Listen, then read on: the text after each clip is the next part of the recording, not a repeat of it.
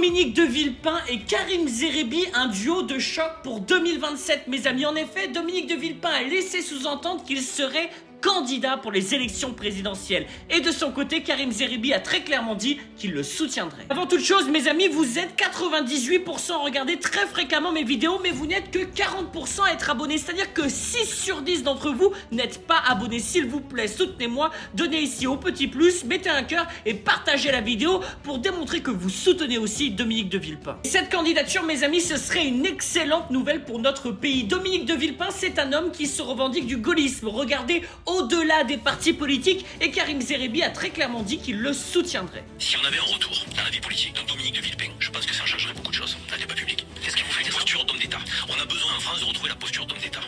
Quelqu'un qui se met au-dessus de la mêlée. Quelqu'un qui donne de la voix. D'abord sur les questions internationales, la position de la France sur Gaza a été lamentable. Lamentable. Pas à la hauteur. Alors que quand on avait Dominique de Villepin, ministre des Affaires étrangères sous Jacques Chirac, qui a fait ce fameux discours aux Nations Unies pour dire non à l'invasion des États-Unis en Irak, et la France n'a pas voulu s'associer à cette invasion-là, tout d'un coup il y a une fierté d'être français.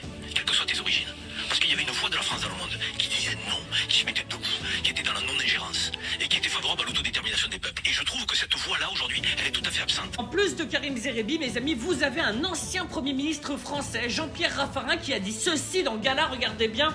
Villepin n'est pas un homme politique traditionnel, c'est un artiste de la vie politique. Évoquant l'échéance électorale de 2027, il a rajouté « Par définition, ce n'est pas quelqu'un de prévisible, en fonction des prévisions, il peut jaillir d'un coup. Il a une chance. » Et moi, personnellement, sur le plan économique, je ne suis pas d'accord avec Villepin. Mais pour tout le reste, mes amis, je vous demande, s'il vous plaît, partagez cette vidéo et faites connaître votre soutien à la candidature d'un homme qui dit non à une France qui ne se respecte pas, qui ne respecte pas les autres peuples.